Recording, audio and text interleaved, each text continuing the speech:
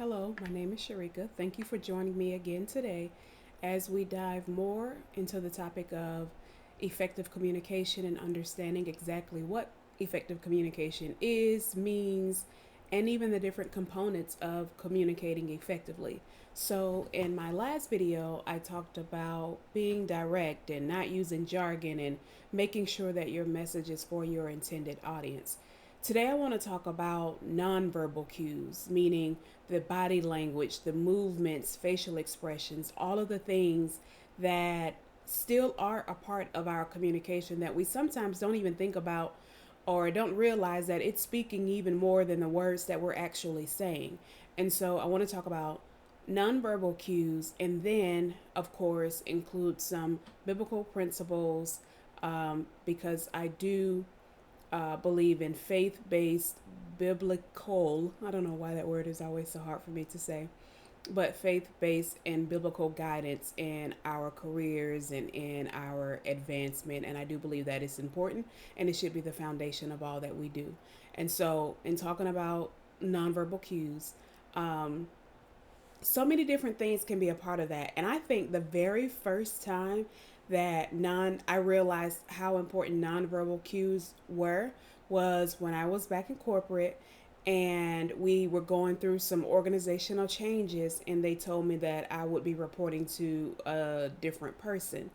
And so now granted, and I don't know if maybe this was coincidence or not. Granted, the person that I was going to start reporting to, he and I had kind of bumped heads because our company purchased their company, the company that he worked for.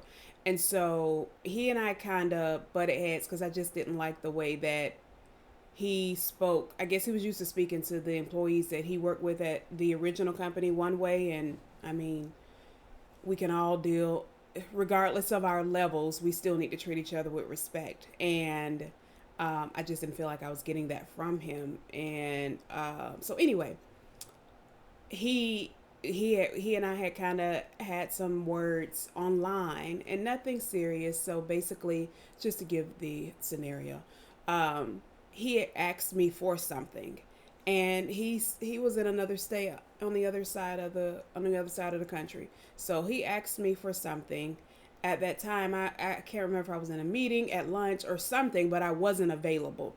And so when I was available, which may have been, I don't know, probably an hour or two later, depending on whatever it was that was going on, I responded and I was like, oh, yeah, sure, blah, blah, blah, blah, blah. And he sent me something saying, that's ridiculous. It shouldn't have taken you that long to respond to me. What are you all doing over there? Like, just going off. And I'm like, who is this guy? And who does he think he is? And obviously he doesn't know who I am. But anyway, but staying professional. And of course, I don't remember exactly how the conversation went because this was over probably 10 years ago. I don't know, maybe not that long, but it was definitely some years, at least 5. So anyway, so I responded back, still being professional. I believe in advocating for myself but doing it professionally. And so I responded back to him saying something to the tune of, we had something else going on at the time. And I even apologized for the delay. And I probably honestly apologized for the delay when I first responded to him because that's just my normal, um, um, the way I normally do things. I can't think of the word I want to say, but that's just how I normally do things. Anyway, if someone sends me something, especially like an IM, because that's what it was, he had sent an instant message. And so they send something like that and it takes a while because the presumption is they're sending an IM is something they may want sooner than later. Well, I wasn't available to give it to them sooner rather than later. So anyway, I'm pretty sure when I first responded, I apologized for the delay just because. And so for him to still respond that way, and I vaguely recall saying something to the tune of, again, I apologize, but we have, other things going on. And he needed to be patient. And I don't remember exactly how I phrased it, but I knew he was in a position higher than mine, even, even though our company purchased his, but that had nothing to do with how I responded. I respond to people, not to positions. And that's how we get caught up. And this is going into a tangent of something else, but that's how we get caught up and not being able to speak up for ourselves and not being able to and being afraid to use our voice and all of those things. And there will be videos coming on those things as well and how to navigate that. But that's how we get caught up in that, because we start focusing on the position.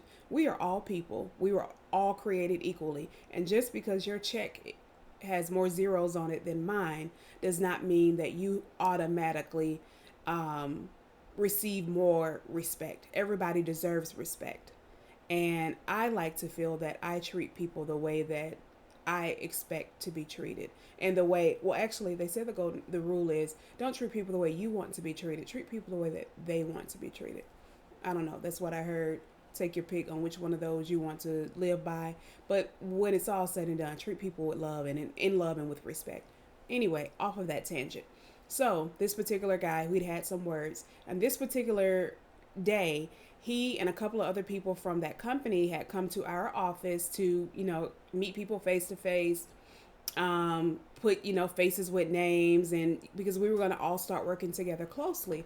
And so he was in the office, and when he got in the office, and I was ready for a battle, because I want to say even after that, he and I may have had some words again. But I just know that, so when he and I actually met, and he was all like, oh my gosh, you're such a nice person, and I can't believe, how and he even apologized, and, all this other stuff. And I was like, okay, no worries, that's fine, we're good. And so then they tell me probably the next day, that I would be then reporting to him. So in my mind, I was feeling like, oh my gosh. But I definitely didn't say that. And I thought that I was, stone faced and just, okay, accepting it as what it was. But instead, I crossed my arms and I leaned back in my chair.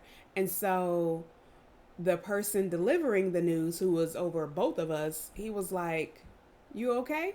And I'm like, yeah. Like, not completely missing what he obviously caught. And he's like, you sure? Because, and I'm like, yeah, I'm okay. Why? Like, why? Why are you not okay? Or why do you think I'm not okay? And he's like, well, the way you crossed your arms and sat back when I said that. And I was like, huh? And I'm always cold. That day I had on a sweater. I always wore a sweater in the office. And I remember I grabbed my sweater and closed it up and sat back. And I was like, no, I'm just cold. I'm fine. Because in my mind, I thought that, you know, I just received what he had to say to me with, stone face. And I honestly didn't even have concerns about having to report to this particular guy, because I know how to hold my own, which he had already seen. And then we had kind of built, or were starting to build a somewhat of a rapport with him being in the office that day or so. And that was with me not even knowing that he would be reporting to me, which the only reason that happened is because the guy that I was reporting to, who was in the same role as this guy, was leaving the company. And so that gave that guy the opportunity to take over the role. So, anywho's, um, um, momentary pause or delay. Uh, I lost my train of thought, and then the dog started barking. Too much going on. Somebody at the door. Too much going on all at once. My apologies. Lives. But anyway, nonverbal cues. So, but my body language said more than the words that didn't even come out of my mouth. And so this and my apologies that this introduction is so long, because one of the things I really don't like as I continue to extend this introduction, one of the things that really gets me about videos is when you click on something and they're going to talk about whatever, and you have, a whole 15-minute introduction into what you're going to talk about, and then that already has its own introduction. So anyway, but I wanted to give a little bit of backstory and give an example of what I meant by nonverbal cues and, body language and why it's so important. And so anyway, after that incident, then I became more aware of my body language when speaking to others and they're saying things to me. And I realized how many things that I did in conversation, how I would cross my arms when I was uncomfortable speaking with other people. I would, do things like put my hands in my pockets, things like that, that kind of pulls me back to me and away from whatever person or conversation may be happening. And honestly, I probably even use that sweater that I always wore, which granted I was cold most of the time, but I probably also used it as a bit of a crutch or more of a security blanket as well when I had those moments because I could just, hide inside of it. And so those things were important. Of course, nods, smiles, any type of affirmations. And people look for those. Like when you're interviewing with someone, you want that interviewer when they're nodding their head or when they're smiling, you just keep going because you're like, okay, I got it. They're listening versus someone who may be sitting there stone faced or just seems completely distracted by what it is you have to say. And they don't have to be, writing or on their phone or anything like that. Like the facial expression itself can just seem like they're your body's here with me, but your mind is on the other side of town. For those who are familiar with that song, but anyway, it may seem like one of those types of things. So, um, overall, just be aware. If you're leaning in, make sure you're leaning in to show that you're really involved and connected with what they're saying to you. Smiling helps. Of course, nodding helps. Asking questions, which isn't a nonverbal cue, but asking questions when there are breaks helps to, send that additional confirmation to the person that's speaking to you. And you want people to do that for you as well. And yeah, yeah, yeah, that's not, not only is it not nonverbal, but it's not confirming anything. It makes me feel rushed. But leaning in, really listening, uh, your facial expressions, frown, not like it. Now, sometimes you can use these same things to your benefit. So let's say someone is saying something you really don't like it, and they're going on and on and on, and your face is like, what the? And they see that. And there have been times when I've done that and I held that. I felt myself doing it and I held it because I wanted them to pause and ask me like what's wrong, what's happening, what's the problem? Because I have questions, I have concerns. Hold on, what is happening? What is going on? So we can use the positive and negative verbal nonverbal cues to our advantage when we need to. But we have to just remember those things that we wouldn't want anyone else doing to us. Definitely putting our head down, especially in a meeting. I don't care if it is a meeting with 20 other people. One person having their head down can significantly impact the way that the person delivering the message feels, um, their confidence in what they have to say, and it can skew their view of you as a person because people do believe that perception is reality, meaning what I think or perceive about you is really the truth about you, and it may not be. And so overall, just be aware of how you're presenting yourself, how you're showing up, making sure you're engaged, making sure you're looking someone in the eye. And I always tell people, if you can't look someone directly in the eye, because sometimes that it feels like somewhat of a staring battle, especially people who eyes tend to be a little bit bigger, it can throw you off a bit. But I like to look like either in this area or sometimes in the forehead because I'm still in the facial region, mouth. I'm still in the facial region, but not directly staring intently into someone's eyes, but still, in that region, still showing that I'm engaged, still showing that I'm listening to what they have to say, and an active participant in the conversation. So, I did say something about biblical principles, and so I want to give a few scriptures that I found when looking up body language or nonverbal cues and that sort of thing. So one of them, which is Proverbs 6:12 and 13, and this is, well, 6:12 and 13, and I typically go with the English Standard Version, but I didn't put it on this one, so let's say that's what this one is as well. But anyway, the scripture says, "A worthless person," and I'm looking at my computer, so forgive me if I'm shifting my eye contact. "A worthless person, a wicked man, goes about with crooked speech, winks with his eyes, signals with his feet, points with his fingers." So to me, that's like someone like doing that, or the guy who's winking or pointing at you or making fun of you. All of those things are what that says to me.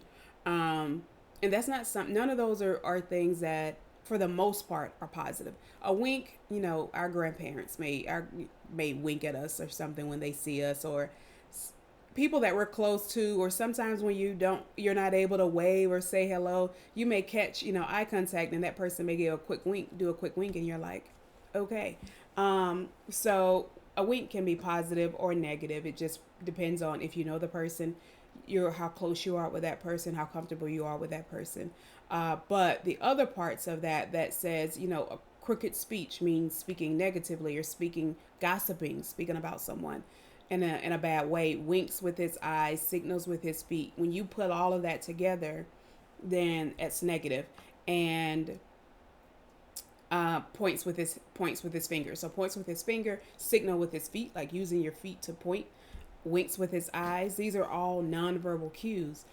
Crooked speech is the only one that would fall under an actual verbal whatever, but looking at the rest of the package. The second one is Proverbs 21:4, and this one is loosely translated uh, from English Standard Version. And so it says, a bad person's facial expression, his thoughts, and all he does reveals his twisted character. And I like that one because, and it's loosely translated, I think it says exactly what it means. And a bad person is not a person who sins. We're all sinners. We all sin. We all have to ask for forgiveness uh, daily, throughout the day. But a bad person with bad intentions, someone with bad intentions, someone with evil intentions, someone who looks to do harm and not good, someone who looks for you to fail and not succeed. So a bad person's facial expressions, their thoughts, reveal their character. And so those are the people, when you're speaking to them, and these can be friends, family, coworkers, when you're speaking to them or in their vicinity, and they hear you talking about something positive or something great that happened or that's going on in your life, and they're like, doing all of the balling their face all up and looking all confused and everything except happy. That's one of the main ways that we kind of know to watch certain people in our lives, when they can't celebrate for us, so we're trying to celebrate and they're thinking about all the things that could go wrong. And then another one, Mark 7:34, as well as in Mark 8:12, Jesus sighs. Now that isn't the full verse, but in those verses it talks about something that happens, and then within the verse it says Jesus sighed. And I think that's important because that says a lot. When you're having a conversation with someone and they do that, more often than not, you're going to pause and be like, either you're going to say something wrong, or based on what you just told them, you might be like, exactly, I feel the same way. So, sighing can be, I'm tired, sighing can be frustrated, sighing can be mad, sighing can mean a bunch of different things, but hardly is it ever, oh, that's great news, I'm so happy. So it's when we're communicating, especially as people in management, we want to pick up on these things within people on our teams, because we want to make sure that our teams feel comfortable and with what we're saying, and that we're all on one accord, or that they even feel like they can voice their opinion if they do have a concern about something.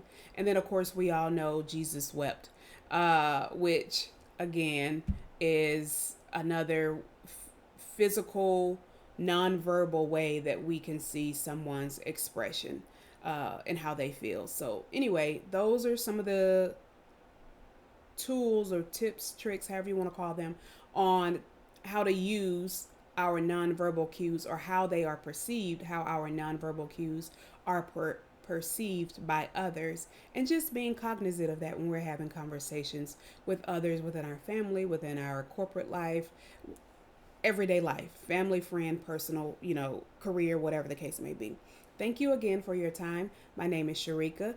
I am a mentor, a career advisor, a growth partner for those looking to excel within their careers. I will continue to post videos on all things related to communication, speaking up for yourself, securing the promotion, and many more. So stay tuned, like and subscribe for more content.